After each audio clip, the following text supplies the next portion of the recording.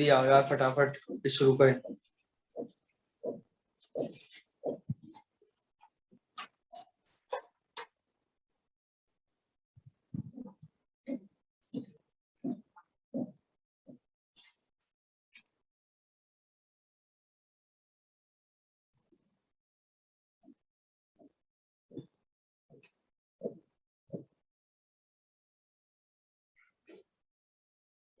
चलिए बच्चों, आ गए होंगे सारे, शुरुआत करते हैं फिर से, है ना।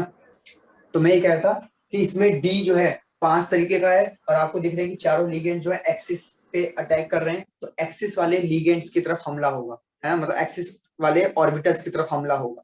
तो एक्सिस वाले ऑर्बिटल ये 3 नहीं है, इन दोनों में से आपने इसको चुना क्योंकि आप एक्स वाई देख रहे हैं प्लेन, और एक्स वाई देख रहे हैं, तो एक्स वाई में तो ये है, तो इसलिए बेटा यहाँ पे जो इस्तेमाल होगा वो इस्तेमाल होगा d x square minus y square, ये एस और बचे 2 पी। अब आप नोटिस करिए p x p y p z, तो कौन सा ऑर्बिटल इस्तेमाल नहीं होगा बताओ देखकर। P z. पी जेड, ये पी जेड इस्तेमाल नहीं होगा, और पी एक्स और पी वाई। तो लो बच्चों, आपको आंसर मिल चुका है कि आपका जो डी ऑर्बिटल है वो ये वाला था, एस तो नॉर्मल एस होता है, पी एक्स और पी वाई ये 4 इस्तेमाल हो रहे हैं डीएसपी 2 में। मैं इसे मिटा रहा हूँ, फिर मैं आपको एक बार sp3 का बता देता हूँ फटाफट, ठीक है। फिर आप जल्दी से एक बार नोट्स में पढ़ के आ जाना। अब देखो, इसमें तो कोई कुछ कंफ्यूजन है ही नहीं। sp3 में एक s इस्तेमाल हो रहा है, एक px, एक py और एक pz, दैट्स इट। तो px py pz 3 ही p होते हैं, तीनों के तीनों इस्तेमाल हो गए। s एक ही होता है, वो भी इस्तेमाल हो गया। d का तो इसमें कोई चक्कर ही नहीं है। ऑल्दो मैं आपको इसको दिखाऊंगी कैसे होता है ये। तो टेट्राहेड्रल कुछ इस तरीके से है, ध्यान से देखना। ये आपकी अगर x एक्सिस है, ये आपका अगर y एक्सिस है, ये आपका अगर z एक्सिस है, तो टेट्राहेड्रल ज्योमेट्री ऐसे होती है कुछ। ये जो गोले बना रहा हूं मैं, ये लीगेंड्स है बच्चों।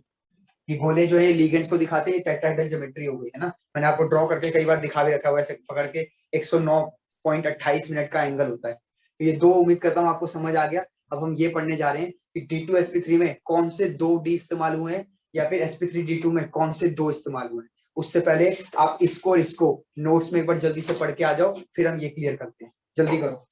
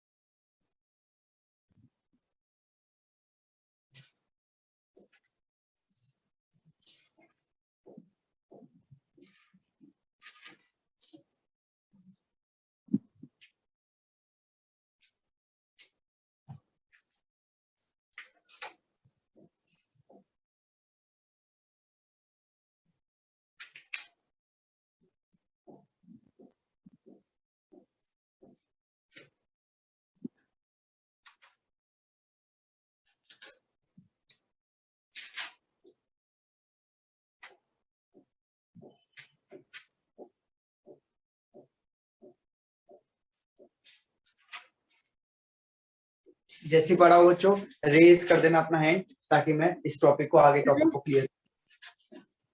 सर हाँ जी सर, इसमें लिखा है sp3 वाले में कि orbitals are in between the axis, उसका क्या हाँ, मतलब है? कि जो आपके ऑर्बिटल्स हैं वो बिटवीन द एक्सिस होंगे। देखो अभी बनाया था ना मैंने, ये एक्स एक्सिस है, ये वाई एक्सिस है, और ये जेड एक्सिस है। तो एक्सिस तो ये रहे, लेकिन टेट्राहेड्रल ज्योमेट्री बनती कैसे है? टेट्राहेड्रल ज्योमेट्री बनती है ऐसे, ऐसे, ये और ये लीगेंड्स है आपके, और ये सर बीच में लेकिन सेंट्रोमीटर px रहेगा। py और pz है ना, वो तो हाँ, एक्सिस पे होंगे। वो तो एक्सिस पे होंगे, लेकिन अब वो एक्सिस पे होंगे, लेकिन ये जो लीगेंड्स हैं, ये आज जो बॉन्ड बना है, ये बिटवीन द एक्सिस बना हुआ है, between the axis. Okay sir. वो तो वही होंगे लोब्स, पी एक्स का लोब वही होगा एक्सिस पे, पी वाई का पी जेड का। इस्तेमाल कौन कौन से हो रहे हैं मुझे? हाँ जी, सर ये sp3 वाला दोबारा बता दो। sp3 वाले में कुछ नहीं है बेटा, बस इतना पूछा है आपसे कि कौन से ऑर्बिटल इस्तेमाल हुए हैं। तो s का कोई और भी रूप है क्या? xx या sy sz ऐसा कुछ है? कोई नहीं है, s एक ही होता है, तो s इस्तेमाल होगा। हाँ, पी के 3 भाई होते हैं, p x, p y, p z, और तीनों के तीनों इस्तेमाल हो रहे हैं, तो आपने सिंपल लिख दिया कि पी एक्स इस्तेमाल हो रहा है, पी वाई इस्तेमाल हो रहा है और पी जेड इस्तेमाल हो रहा है, बस दैट्स इट। ड्राइंग करके मैंने दिखा दी कि एक्स एक्सिस ये रहा, वाई एक्सिस अगर ऊपर है, जेड एक्सिस ऐसे है, तो बीच में सेंट्रल मेटल एटम लो और चार तरफ से इस तरीके से डोनेशन होता है। इनके बीच में एंगल कितना होता है? 109.28 का एंगल होता है इनके बीच। बढ़े आगे।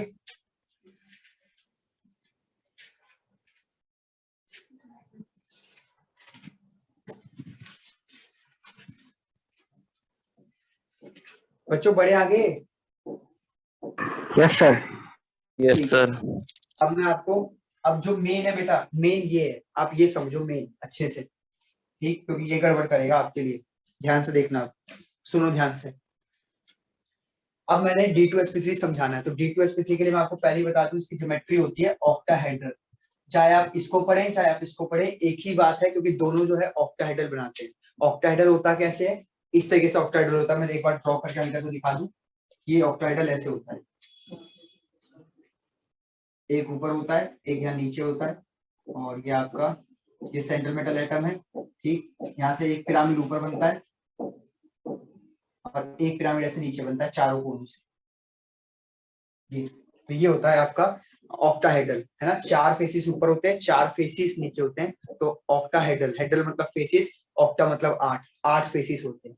ध्यान से देखिए, तो ये रहा आपका सेंट्रल मेटल एटम, एक लिगेंड आ रहा होगा इस तरफ से, एक लिगेंड आ रहा होगा इस तरफ से, एक लिगेंड आ रहा होगा इस तरफ से, एक लिगेंड आ रहा होगा इस तरफ से, एक लिगेंड आ रहा होगा इस तरफ से, और एक लिगेंड आ रहा होगा इस तरफ से। भाई आपको 6 लिगेंड्स लाने हैं ना।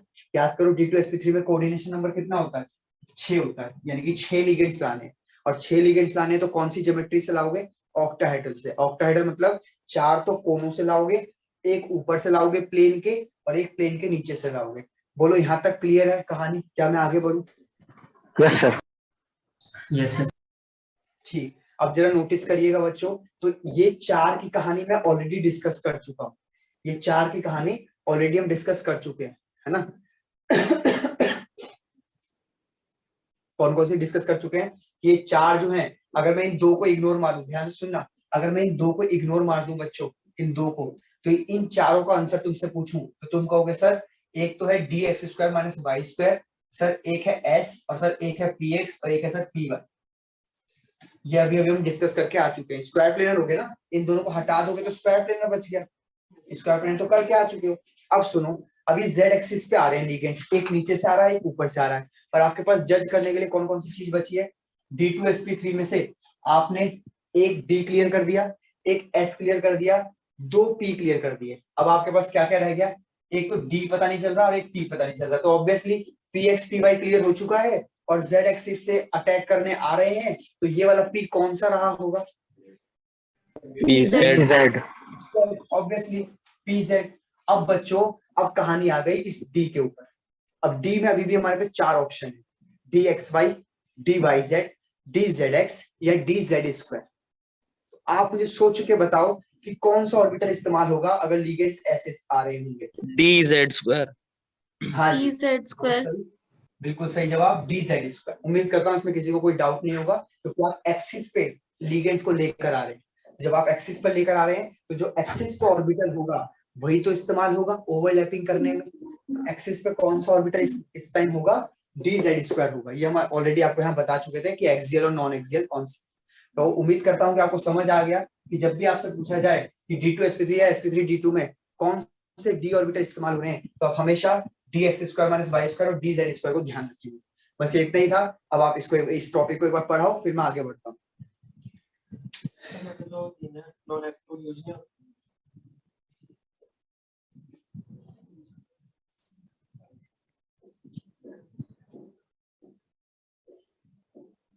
जाइए बच्चों, जल्दी से पढ़ के आइए अच्छे से।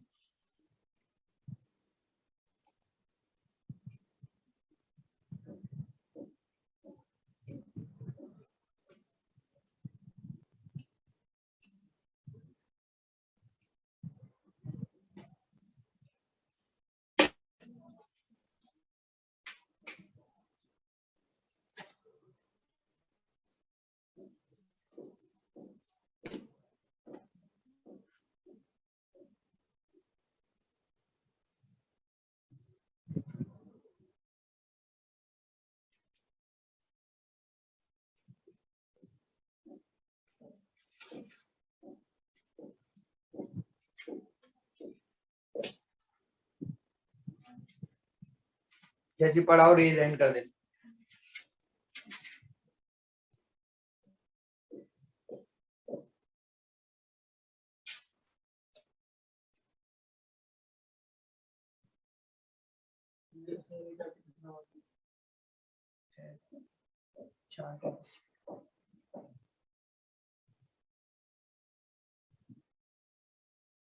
जल्दी पढ़ के आओ बच्चों, इस वीक में हो जाएगा खत्म, रेगुलर क्लास चलती है, स्कूल से छुट्टी।